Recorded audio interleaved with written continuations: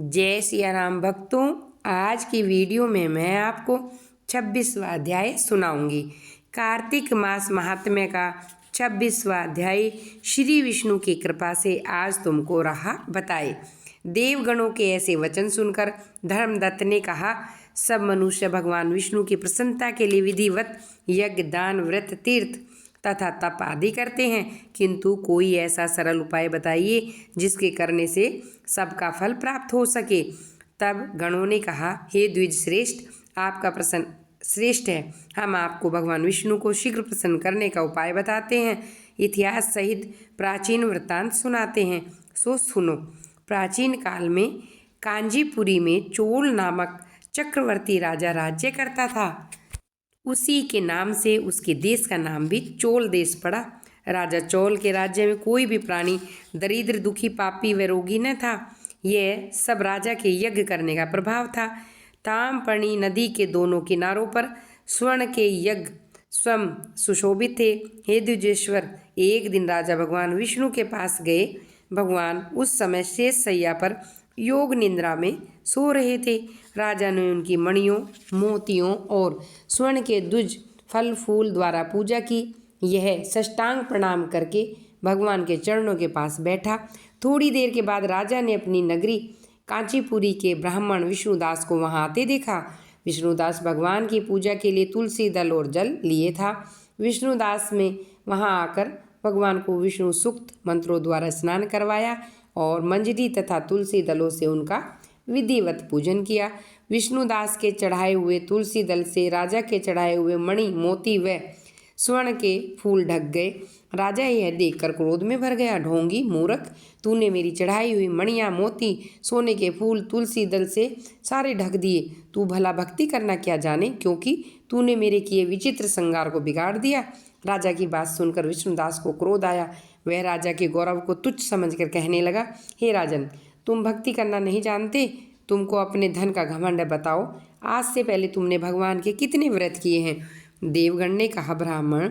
ऐसे वचन सुनकर राजा ने घमंड से हंसकर कहा, हे विप्र, भगवान की भक्ति के अभिमान से यदि तू ऐसी बातें कर रहा है तो मैं पूछता हूँ, तेरे जैसे भिखमंगे ब्राह्मण में भगवान की भक्ति ही कितनी है? क्योंकि तुमने आज तक भगवान की प्रसन्नता के लिए कुछ नहीं किया, न तो कोई मंदिर बनवाया। तुम भला इस प्रकार की भक्ति का जैसे कि तुम कर रहे हो क्या गर्व कर रहे हो? यहाँ जितने भी ब्राह्मण बैठे हैं, मेरी बात को ध्यान से सुनो और देखो, भगवान विष्णु के दर्शन मुझे होते हैं या तुझे? इसके बाद दोनों की भक्ति के संबंध में आप लोग जान लेंगे। देवगणों ने कहा। ऐसा कहकर राजा अपने महल में चला गया। वहां जाकर उसने अपने पुरोहित मुद्गल को आचार्य बनाकर विष्णु यज्ञ आरंभ किया। उसने उस यज्ञ में अनेक ऋषि महर्षियों को बुलाया, उनको बहुत सा अनाज और धन आदि दिया। उधर विष्णुदास भी अपने मंदिर में रहकर भगवान को प्रसन्न करने के लिए व्रत करने लगा। उसने माघ, कार्तिक और व्रत किए, तुलसी के वन का पूजन किया। एकादशी को भगवान विष्णु के 12 अक्षर का मंत्र का जाप किया। वह भगवान को प्रसन्न करने के लिए गीत गाता, नृत्य करता, नित्य प्रति व्रत करता, भूमि पर सोता। हर समय भगवान को प्रसन्न करने के लिए एकादशी के व्रत भी किए, उन व्रतों के नियमों का पालन भी किया, उद्यापन भी किया। इस प्रकार राजा चोल और विष्णुदास द्वारा आराधना करते हुए बहुत दिन बीत गए। आगे का वृतांत चलिए सुनते हैं 27वें अध्याय में। कृष्णदास का आसरा, कृष्ण नाम का ध्यान। 27वां अध्याय अब लिखने लगा महान। गणों ने कहा, विष्णुदास एक दिन भोजन तैयार करके भक्ति में तल्लीन था। कोई उसका भोजन चुरा कर ले गया, लेकिन सायंकाल की आराधना हो सके और व्रत भी भंग ना हो, इसलिए उसने उस दिन दोबारा भोजन नहीं बनाया। श्री नारद जी ने कहा, राजन, इस तरह लगातार 7 दिन तक कोई दूसरा उसका भोजन चुराता।